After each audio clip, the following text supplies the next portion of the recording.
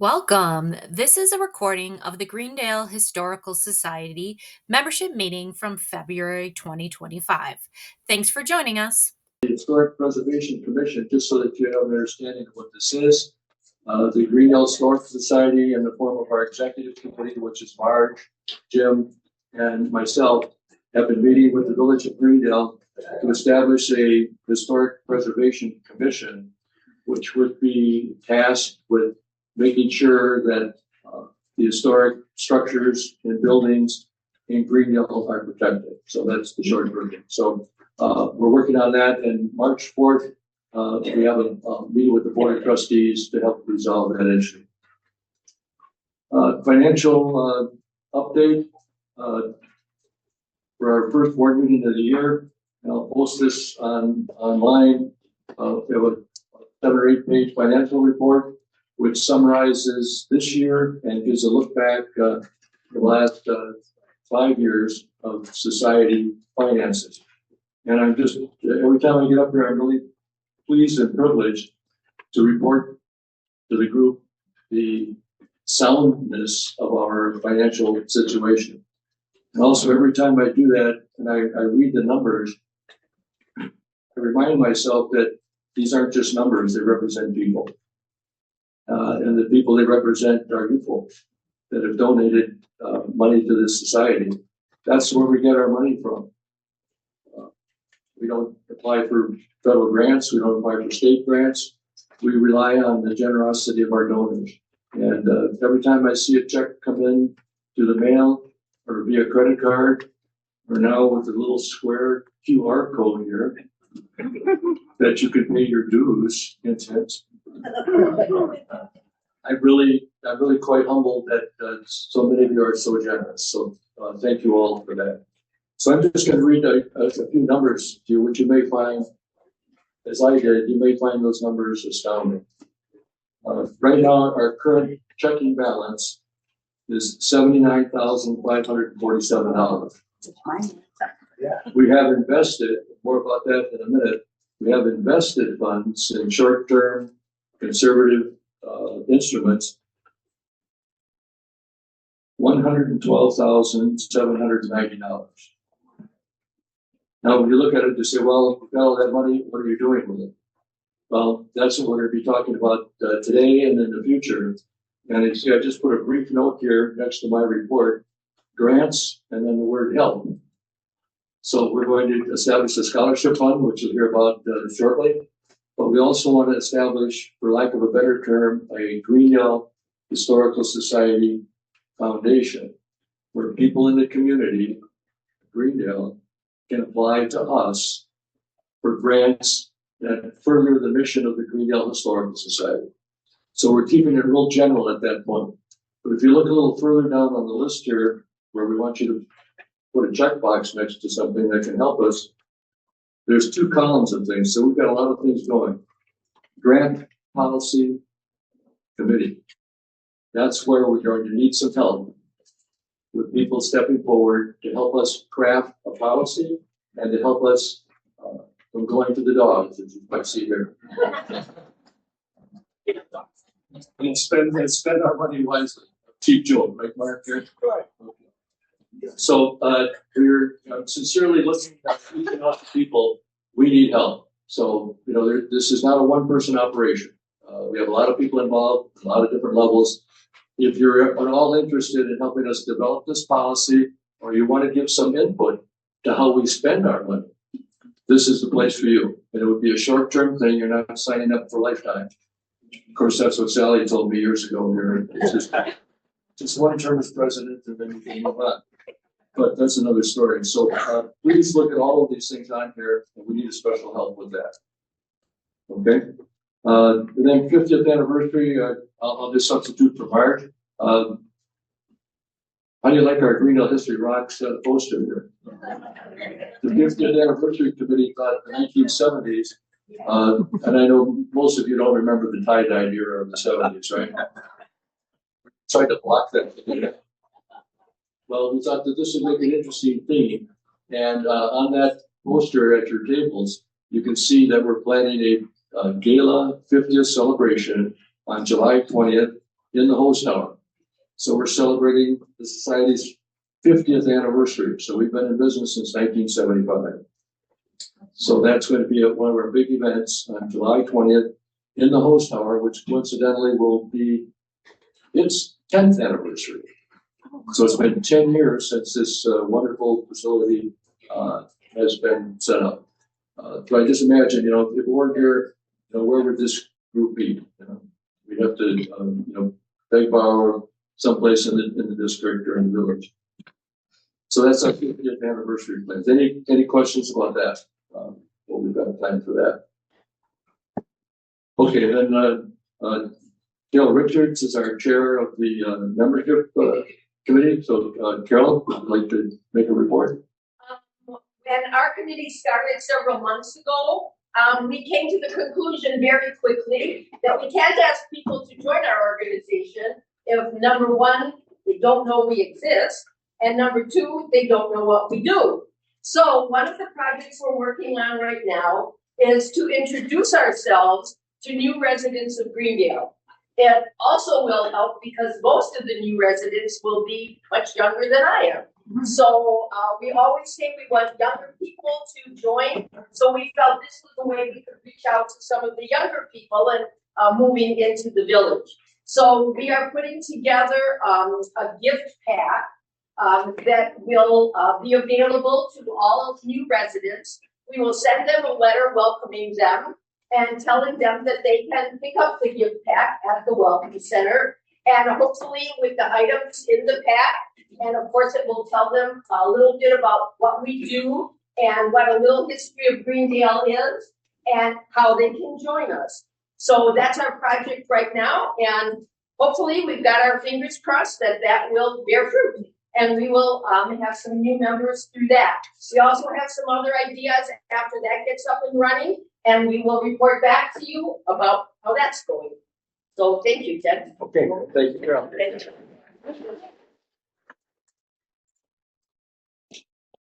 So again, for this tear-off sheet here, and Heidi, I think, will be tasked with picking those up. So that's going to be one of Heidi's first official duties as the duly elected secretary.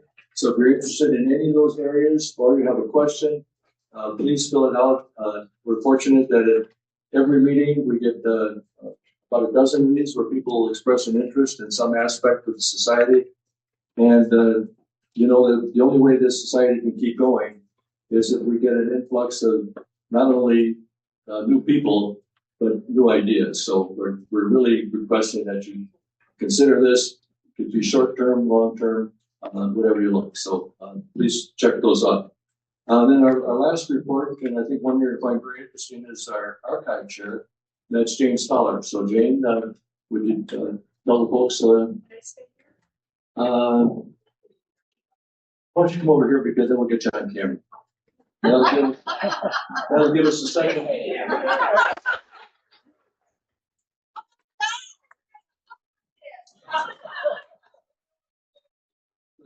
This is one of our more entertaining board members.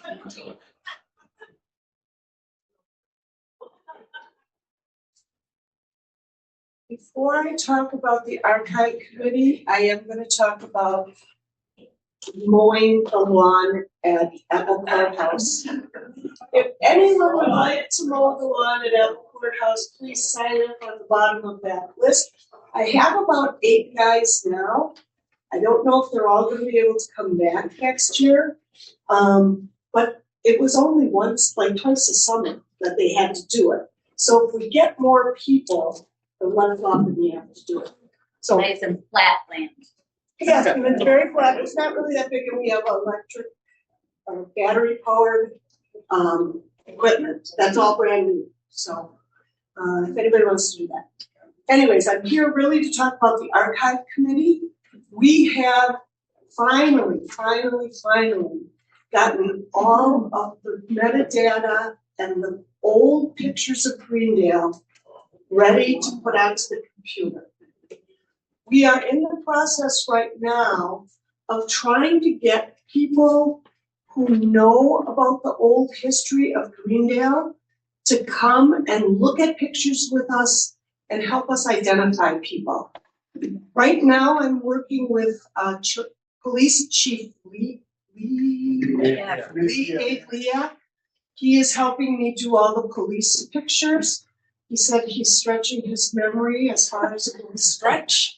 But it's been really, really helpful, and he knows a lot, obviously, that I don't know. And so if anybody has any ideas that they would like to come and look at our pictures, we'd be happy to have them. Tomorrow afternoon at 1 o'clock at the Welcome Center, we are going to have a small group of people that have been in Greendale a long time come and look at some of our pictures. If you're interested in doing that, you're more than welcome to come also. So it's 1 o'clock tomorrow. Then the other thing that we're going to do is we're going to have a photograph workshop on Monday, May 24th. Wednesday, March 5th at 1 o'clock, where we will teach you how to get into the computer and how to go look at these pictures. We have put the pictures on a site called Recollection Wisconsin. It is associated with the Wisconsin Historical Society. They've been very helpful. They've provided the software for free, which is amazing because it's really, really expensive. But we've got a bunch of guys there. I don't know who any of them are. Is he the guy, the fourth guy? Yeah, it's worked out. Yeah, okay. So some of the other guys we don't know. If you know them and you have time, drop in on Wednesday the 5th. We would love to have you come. Or tomorrow on the 24th. I know that's really quick. I may not be able to come to that, but we would love to pick your brains. And we have tons and tons of pictures of people that we just don't know who they are. So thank you so much for your attention. And okay, I'm Mary Manila. I'm currently have the privilege to chair the Historical Society's Scholarship Committee. And I don't know if you're all aware of the criteria for our scholarship, so I thought I'd just briefly tell you that the applicants have to be graduating seniors and Greendale residents who may attend Greendale High or other schools. So, Marquette, Pius, Martin Luther, somewhere else too. They will enroll full-time in the college and university, vocational program, or business school in the fall or spring following their graduation. The candidate will have maintained a 2.5 grade point average or higher throughout high school years and exhibited volunteer activities in the school and community. But the part that makes it different from all the other kids that have this scholarship app, which is a uniform one that Greendale High School provides, is that they have a photo essay requirement, and that's what today we're going to be seeing. And the requirement there is show and tell us your unique Greendale history with photos and captions of your favorite Greendale places, activities, the best part of your Greendale neighborhood, favorite people, and your family. And please include at least one photo that indicates your knowledge of Greendale's special purpose and history that begins with its first occupants in 1938. And then we offer the information, of course, is available at our office, and we'd be happy to help them with anything along that line if they weren't sure of Greendale's history. And I think naturally our purpose is to get them to know more about Greendale's history. When I was in high school, I thought, what are all our houses like? Why are they so weird? I did not know until I went to college. I went to the State Historical Society and did some research, really what the whole story was behind Greendale. And I'm sure that's the case today too, even though we try to get into the schools and teach them things and do some stuff. So it's important. So if you know of a Greendale resident who's graduating this year and might wish to apply for a scholarship, it's not too late. We will have them open until May 1st. Okay. So now I'm delighted to introduce Evie Skibicki, our 2024 winner. She's taken time for her busy schedule in Madison to come here today to share her terrific photo essay. It is amazing. She wasn't here this summer, as you recall, because you were in Europe. but that was with another educational, okay, so she was there then. But we're happy she's here now, and she's going to show us Greendale and her special purpose in Greendale. So, I'll try not to move too much while I'm talking. Just yell if I am, because sometimes I move. But so thank you for having me. I'm Evie Savicki, and I'm very grateful that I was one of the winners for the scholarship last school year. I just graduated last summer, so that was really exciting. But I'm here to show you Greendale and me, my special place, and Greendale's special purpose. So just to start off, Greendale was created on 3 principal goals. One, to demonstrate a new kind of suburban life and community planning that combines both suburbs and create suburbs, both the country life and the city life. 2, to provide good housing at a reasonable price for moderate income families and to provide jobs for thousands of unemployed workers during this time. So I grew up in Greendale. I've lived in Greendale for 18 years, and I'm proud to call this creation my home of Greendale. Greendale has shaped who I am, and I've had time and grateful that I've been able to give back to what Greendale has given me. So to start off the beginning, you can see on the right there, I started in Greendale, my education in 4K at Greendale Highland View Elementary School. There's me with my teacher, Miss O, on the first day of school. And you can see on the left there, one of the early Greendale school buses, probably getting ready to pick up students just like me.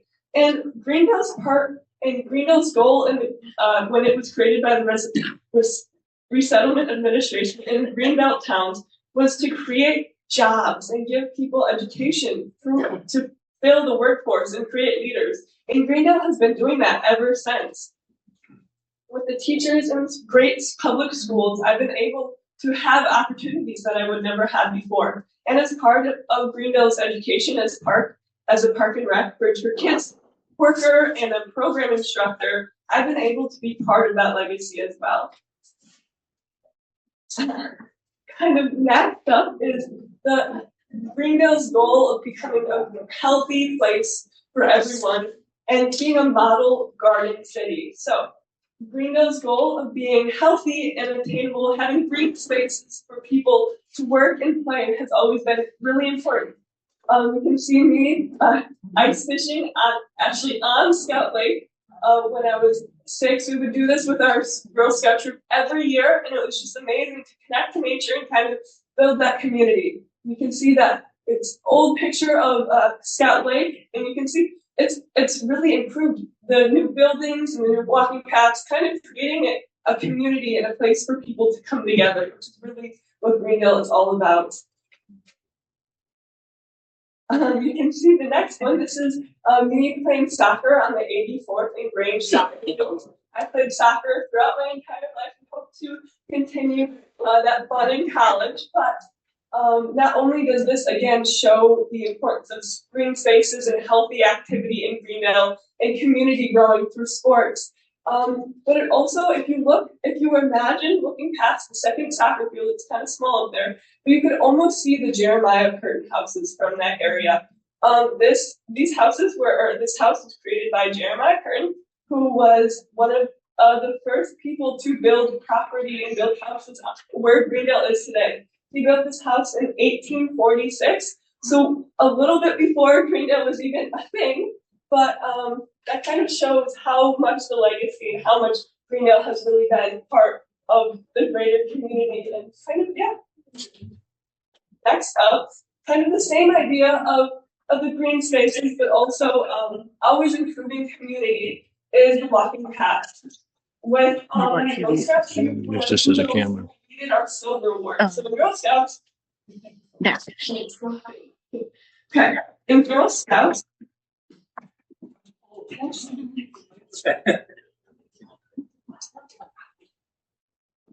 In Girl Scouts, we did our Silver Award. So this award is the second highest award you can get in Girl Scouts, and we worked on the Greendale walking path, which really throughout my life connected me with nature, but also the people who were close to me. Whether it was doing walks with my parents, walking my dog, maybe doing Girl Scout activities, cleaning up the trails.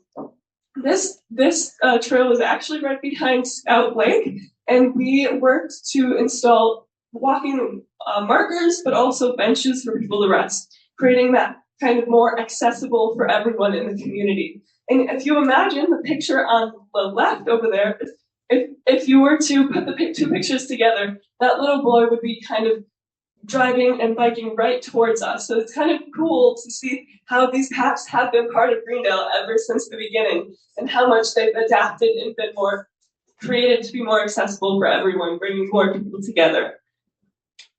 And then kind of another symbol of community, of course, Broad Street. It's been part of the community and the beacon of bringing people together ever since day one.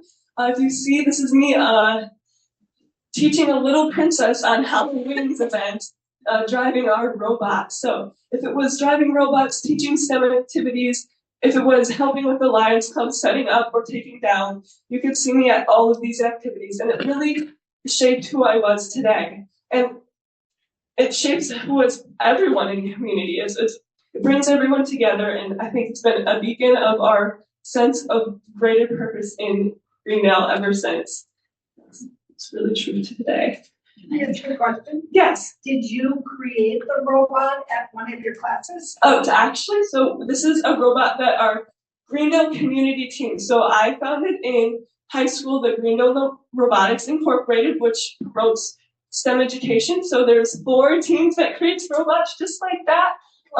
So yeah, those robots were created by us, but also we have 4 more that you can see in the community to come every year. Students are making something new. So it's really cool to show other students and kind of create that legacy of learning still through that too. Yeah. It's not a bad idea. Yeah. Kind of going to Broad Street too. I think one thing that brings everyone in Greendale together is the parades, of course. 4th of July, every year you could see me marching in the parade with it, whether it was my Girl Scout troop, whether it was my robotics teams, or even when I was little, when I would ride my little tricycle with my parents down the parade. The Greendale parades show our true patriotism to this nation, especially because if it wasn't for the resettlement administration, Greendale wouldn't be here. So we have a lot to be grateful for of what this country has given us, and you can see that our patriotism and our love for bringing people together through the 4th of July floats has always been part of our community and part of our identity in Greendale. It's a pretty cool float. Another thing that brings community and kind of a beacon of goals is the Village Hall. Its special architecture was created to kind of show how Greendale is going to overcome goals, overcome challenges throughout our being. So I had the honor of reading the Declaration of Independence before the parade one morning on 4th of July, and that just showed again the true what brings Greendale here and what created it in the first place. And then I think the most important slide of them all is the people in Greendale who made it who it is today, especially for the education system. On the right is me in my 4K class with my 4K teacher, Miss Bushman. If it weren't for teachers like Miss Bushman or Miss Blader, who was my elementary school principal, I wouldn't be who I am today. I wouldn't have the opportunities that I would have today. And that all started with John Amberster, the first superintendent and the first principal of Greendale schools. He created that legacy of good education, good opportunity for everyone in Greendale. And I think that it's created who I am today, but also everyone who's gone through Greendale and their education system.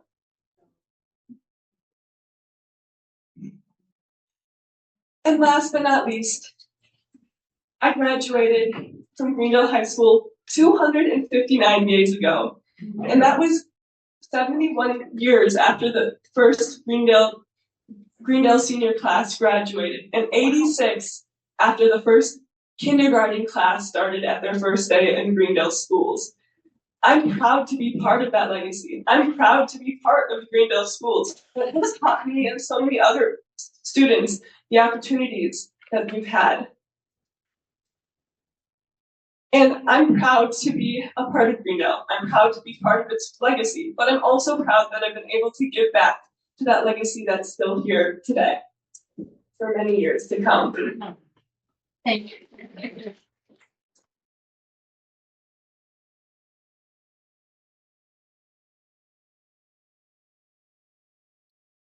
And I'm very grateful because if it wasn't for the Historical Society, I wouldn't be able to continue my knowledge and my learning in UW-Madison. So thank you so much for the scholarship, and thank you for having me here because I've learned so much already. I've met some faces that have been part of this history of Greendale, and I'm really excited to see what I will learn in Madison to bring back to Greendale in future years. So, yes.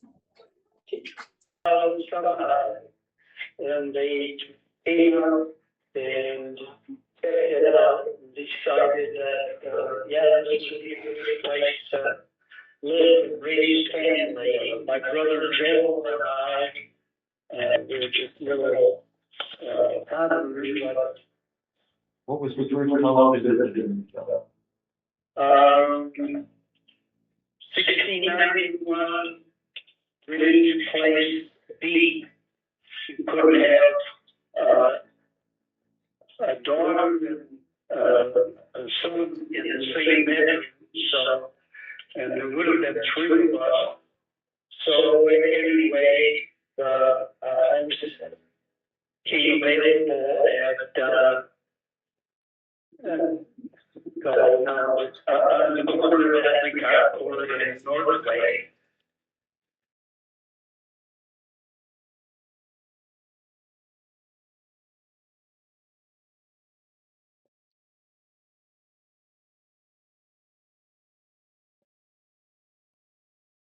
Started out out of high school, I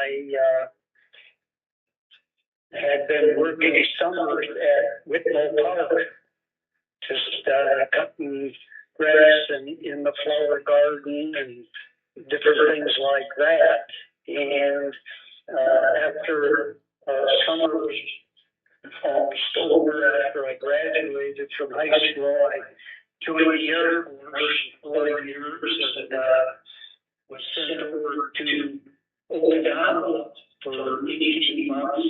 Did GI Bill, so I went to college at Marquette in Milwaukee and spent 4 years there. Then I worked for AC Bar Club.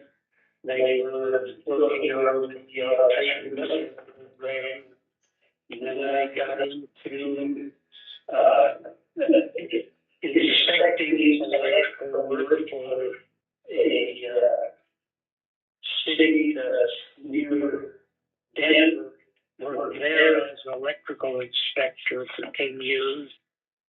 Decided I was going to retire and then going around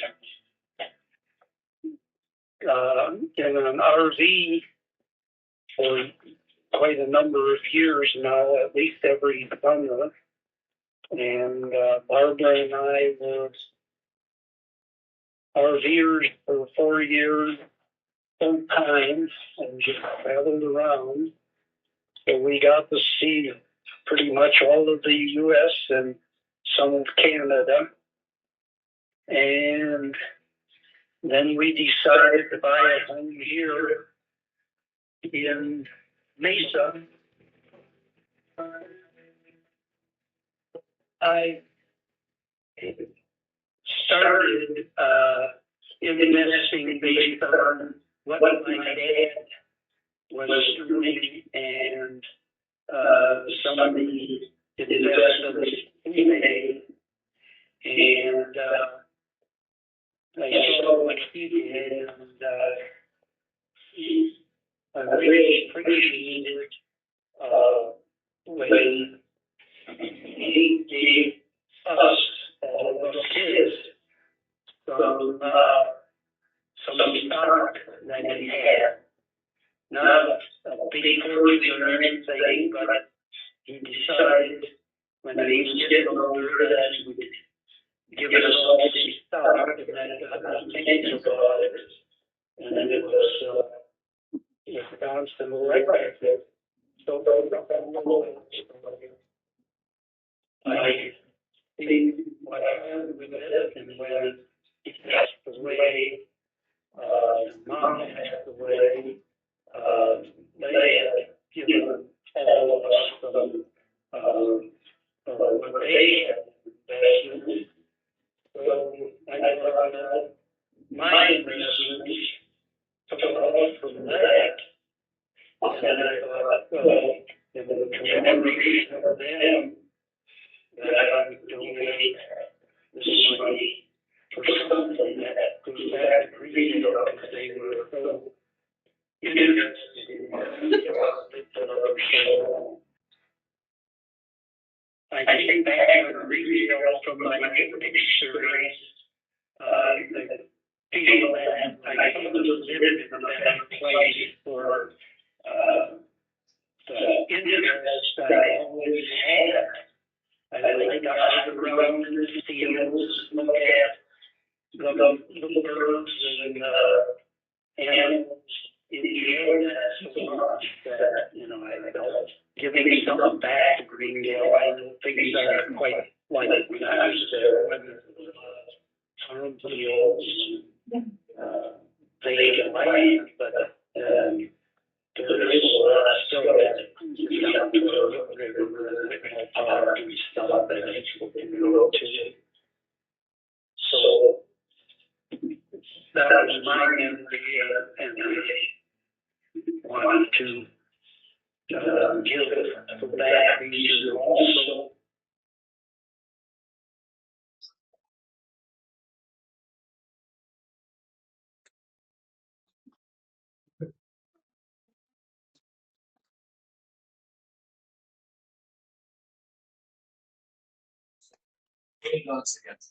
So we do have a contingent of the Colas family here. Ron and his wife Barbara live in Mesa, Arizona. And this story started last July when they contacted the Greendale Historical Society and said that they wanted to make a donation. So there's been a lot of back and forth with Ron and his family on making this particular donation. So here at Ron's request is his brother Mike and his wife Mary and other family members. So I'm going to turn it over to Mike to make this presentation to the group. So welcome, Mike Kolas and his wife Mary.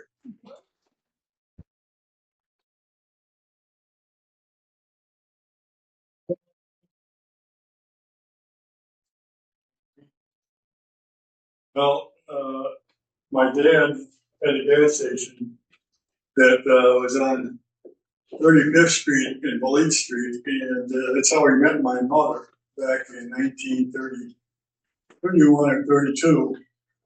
And my mother said she was with her two girlfriends sitting in the front seat of the car. That those they did in the bucket seats, I guess.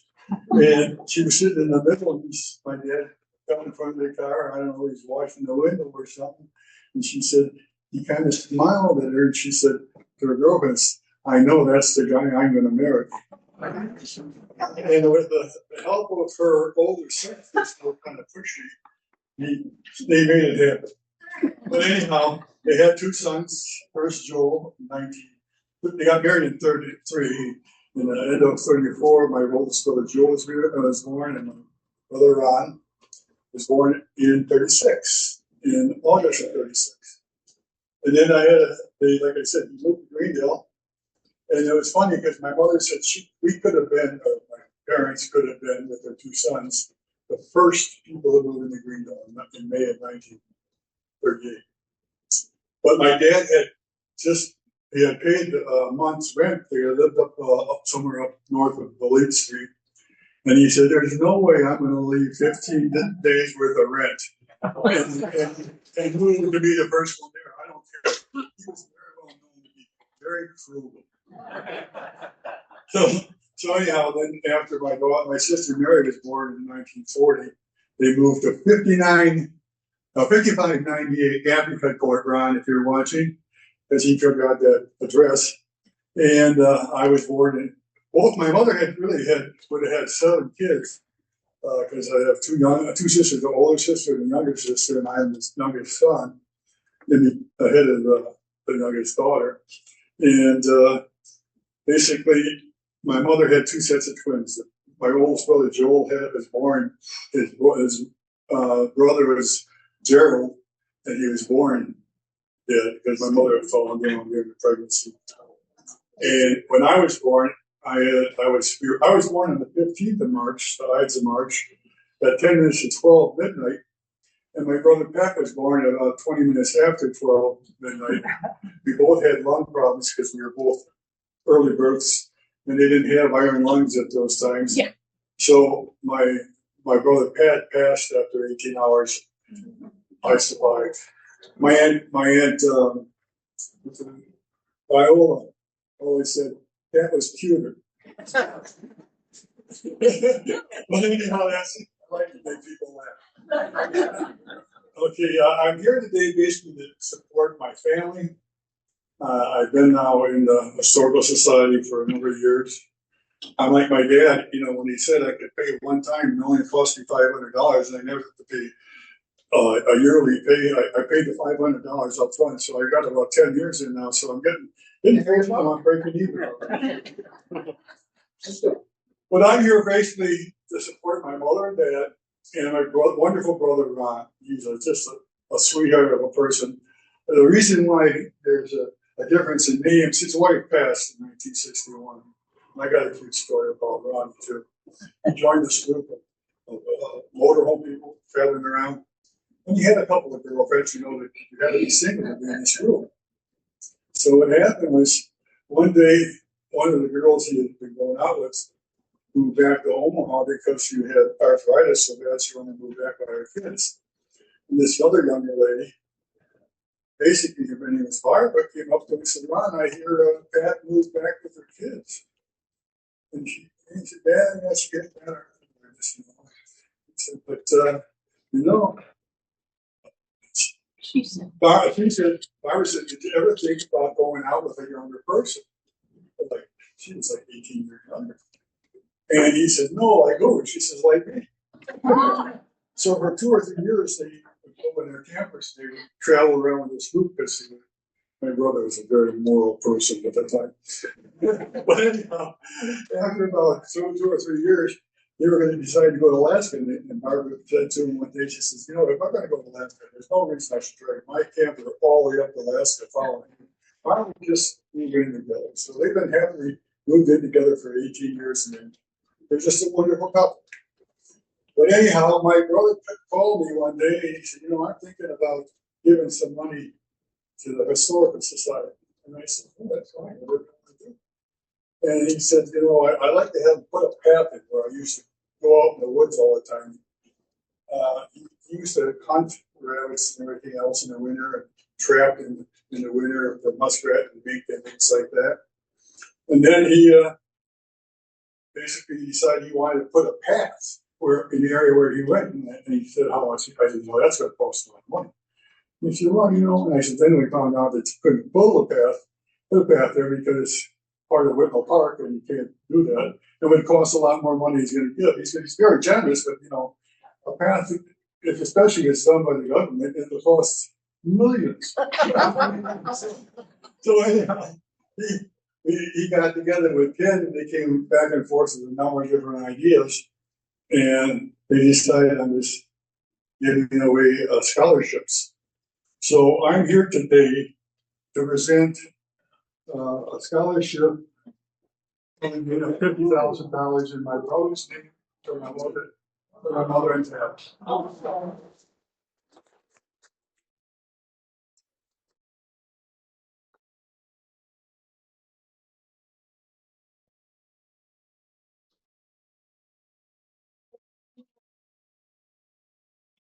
wanted to mention, after I said that he's given the scholarship. Is the only thing I'm doing today is talking, making you laugh a little bit, but also I was the one who bought the Kringle.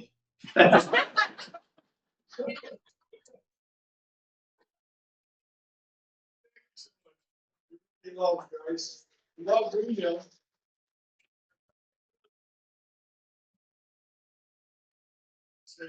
Greendale, Wisconsin. He said, I never heard of it. And then I tell him the history. You know, I've been fortunate enough to go to Greendale and Green Hill, and nothing compares. And what we have to give to you is a certificate of appreciation. Can I hold it? Yes. Because he said I had to get it. Yeah. Ron and Bob, if you're watching, here's this beautiful certificate of your generosity and your love for Greendale and your love for mom and dad. Thank